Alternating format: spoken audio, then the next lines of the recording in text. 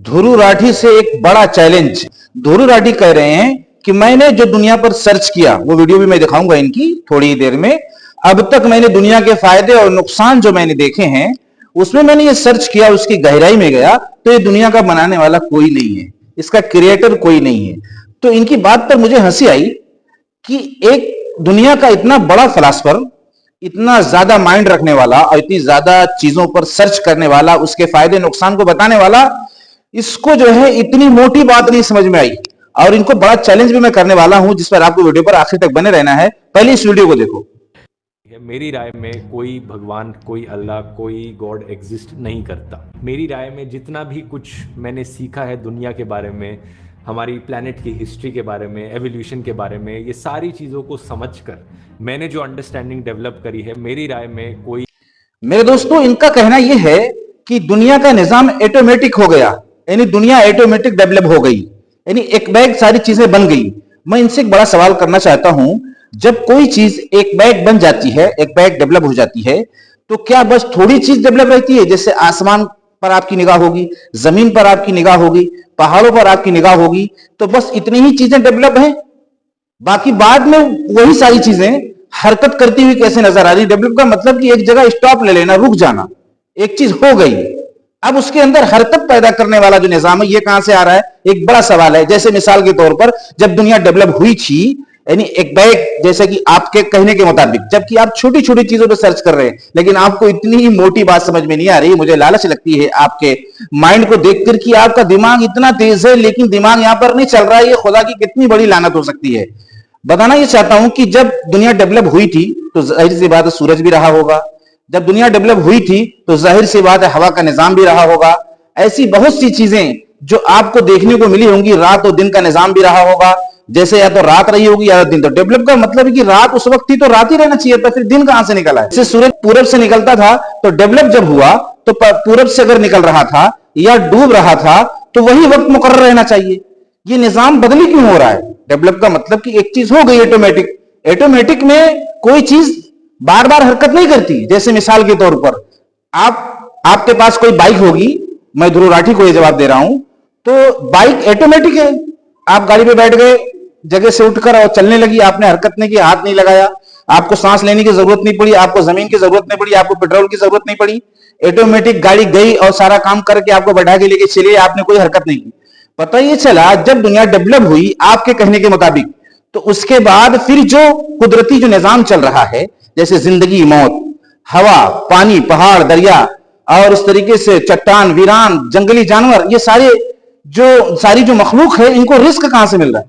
Develop हो गई तो जो चीज जहां थी वहीं रुक जाना चाहिए। अब ये हरकत कहां से आ रही है? ये निजाम कहां से चल रहा है? जैसे सूरज पूरब से निकलकर पश्चिम में कैसे डूब रहा है?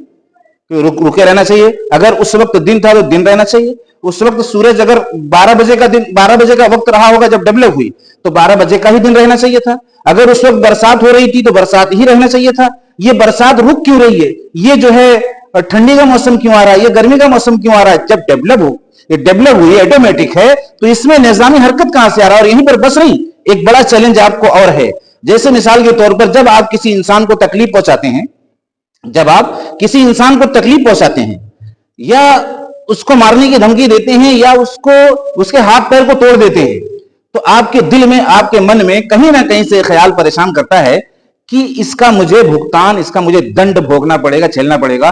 तो ये दंड आता कहां से है? ये भुगतान आता कहां से है? जबकि आपका मानना यह कि मैं किसी गॉड, किसी भगवान, किसी अल्लाह को नहीं मानता, तो फिर पीछे ये डर क्यों आपके अंदर पैदा हो रहा है कि मैं अगर इसके साथ बुरा करूंगा तो मेरे साथ बुरा होगा? वो बुरा करने वाला है कौन? एक बड़ा खुलासा यहां पर हो रहा है। आपकी बात झूठी साबित हो रही है कि वो दंड देने वाला, वो बुरा करने वाला, बदला लेने वाला, उससे बुरा हशर करने वाला है कौन? जिसकी डर की वजह से आपने सामने वाले को तकलीफ नहीं पहुंचाई, आपने उस पर कोई हमला नहीं किया।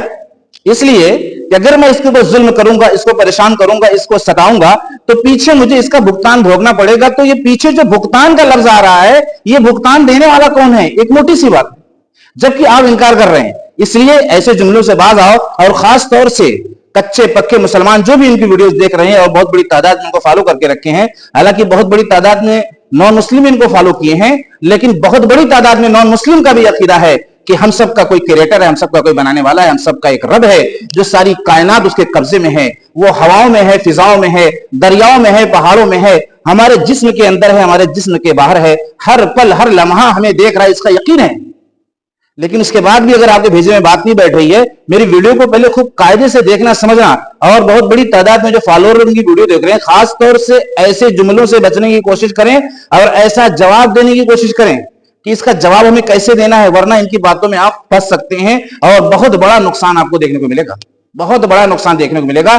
न दुनिया ही मिलेगी और न आखिरत ही मिलेगी, न इधर के हुए और न उधर के हुए। दुनिया चंद दिन की, और इनकी फिलॉसफी में इनको फिलॉसफर समझकर बहुत ज्यादा इनके पास नॉलेज है, दुनिया का फायदा और नुकसान बताते हैं। आप कहीं ना कहीं उस फायदे नुकसान में ऐसा उलझते जाएंगे कि न तो इधर के हुए न तो उधर के हुए। इसलिए बहुत सावधान होकर इनकी वीडियोस को देखा जाए और इनका जवाब दिया जाए कि यहां पर आपसे गलती हुई है, इस गलती को आप सुधारने की कोशिश करो, या तो फिर ये साबित करो कि जब आप किसी के साथ बुरा करते हो तो आपके दिल में यह डर क्यों होता है कि मुझे इसका भुगतान भोगना पड़ेगा, मुझे इसका दंड भोगना पड़ेगा। तो दंड देने वाला कौन है, वो भुगतान देने वाला कौन है, ये डर वो सहम क्यों आपके अंदर है जबकि आप इसका इनकार कर रहे हैं। बहुत बड़ी तादाद में शेयर करो मेरे दोस्तों, आपके हेल्प और सपोर्ट की जरूरत है। इंशाअल्लाह इसी तरह हक का पैगाम हम आपके सामने लेकर आते रहेंगे और हक और बातिल छांट कर इंशाअल्लाह दिखाने की कोशिश करेंगे।